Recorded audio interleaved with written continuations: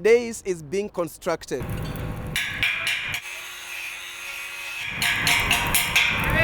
Choirs are practicing.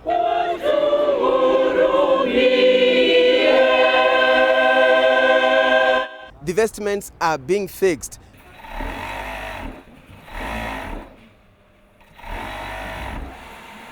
Meetings here and there, and expectations are high. Maybe atapreach hiyo mambo ya amani ya kuleta Wakristo na Waislamu pamoja. Welcome to the show, and today's focus is preparing for the Pope. We will tell you how this particular visit by Pope Francis is different from the past papal visits. Pope Francis has a different method and style. He likes to be very simple and small in his means. Also in this show, the significance of that visit. The Pope comes with a message of hope and peace and solidarity with the people in Africa and also in Kenya. If you've just joined us, you are in time for the Chamwada report, and in this particular show we are discussing preparations for the visit by Pope Francis. And you may just want to know, how were the past visits of John Paul II? Let's take a look.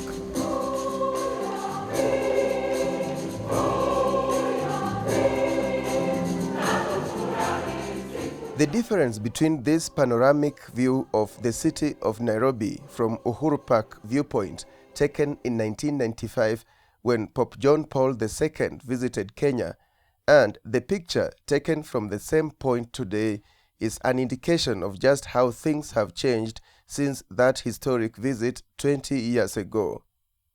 One of the city's iconic buildings, Times Tower, was still under construction. However, one of the things that has not changed is that the person who coordinated the planning of the 1995 papal visit in Kenya is the same one coordinating the planning of the coming of Pope Francis. His name is Father Stephen Okello of the Consolata Mission, also a lecturer of philosophy at the Catholic University of Eastern Africa. I've been requested to coordinate the Pope's coming through this secretariat, putting up the chairmen and the committees, and to organize the constructions of the site and the provision of the liturgical equipment. I presented first the diagrams of the dais we had in '95, and the architect said this one is way behind, obsolete.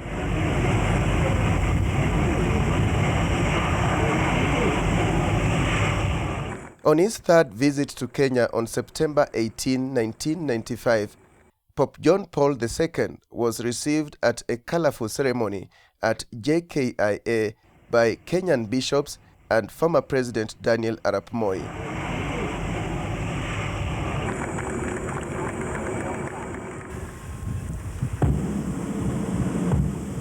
Before all the cameramen come there. He inspected a guard of honor as head of state of the Vatican.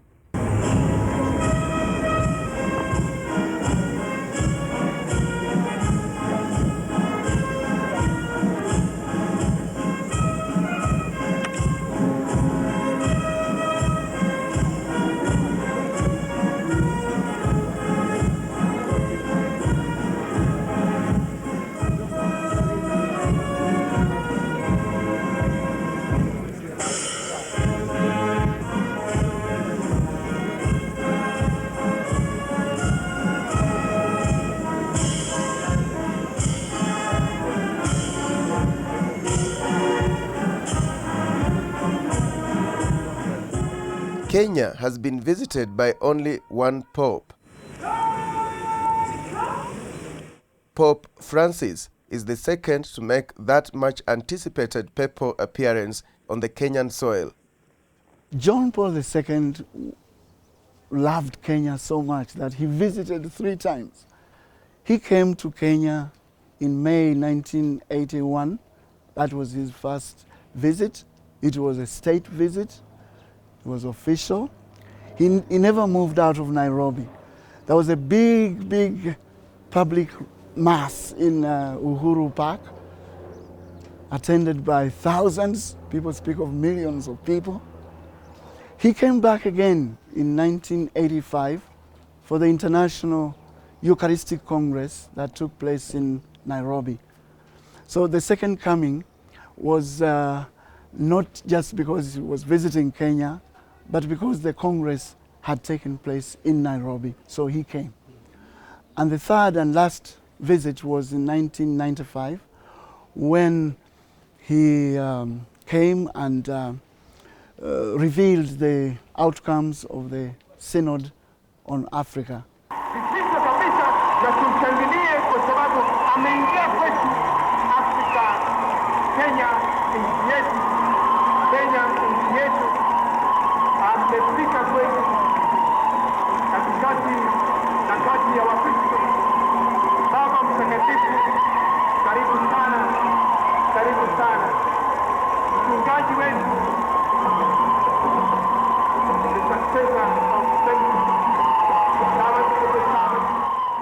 I was privileged to coordinate 95's visit, and Kenya has changed 20 years down the line.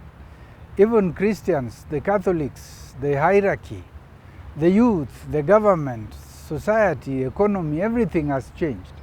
So that it is like we are organizing this thing for the first time. The difference again is in the Pope himself, for whom we are organizing. John Paul II had a different kind of expectation and style. Pope Francis has a different method and style. He likes to be very simple and small in his means. The vehicles he will use are very specifically chosen small. This difference is so big in preparation.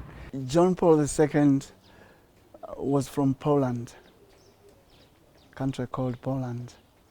And Pope Francis is from Argentina. He is a very humble Pope, very humble person. When he became Pope, he said something like, "I am coming from the end of the world, so I'm an outsider. I am unknown to the people." And then he knelt down and asked people, the whole world, to pray for him and to bless him.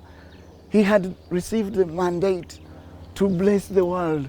He did not do that. He went down on his knees and asked the whole world to pray for him and even to bless him.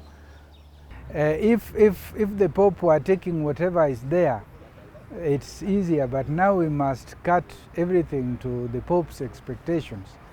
The difference again is that Kenya has become indifferent in religious matters. It is not as strong as 20 years ago. There are very many people who shrug their shoulders, they say, so what? So all these are affecting the preparation, the interest, but still, thanks be to God, the Pope has a message for everybody, whether they are believers or non-believers.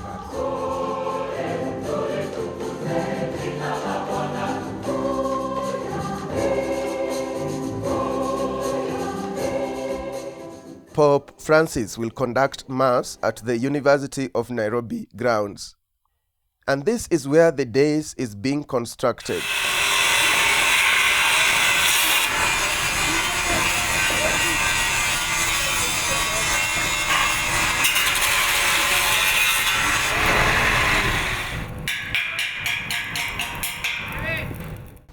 It has been elevated 3 meters to allow visibility from all the areas. The top we have about 60 sitting positions for our 30 bishops from Kenya and 30 bishops coming from the rest of our Messiah. The initial designer is from Tektura. The project is owned by the Ministry of Lands, and they have their engineers and their architects who are supervising along with our church consultants.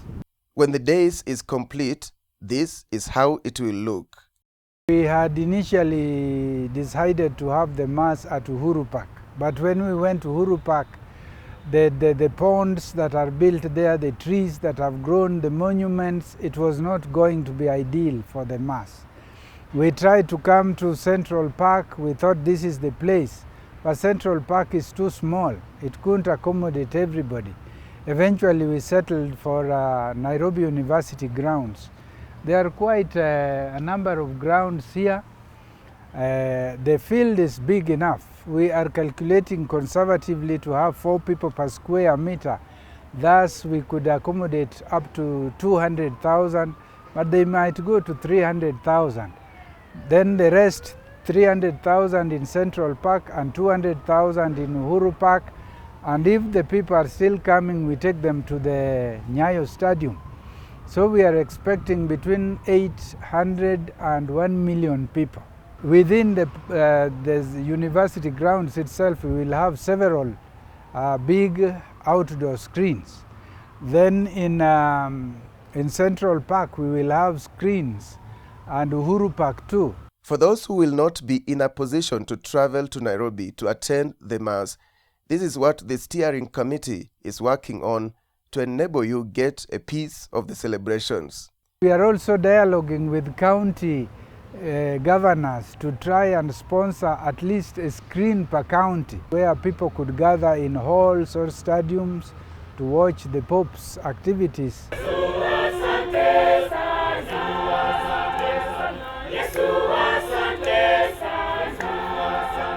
Meanwhile, choirs are practicing.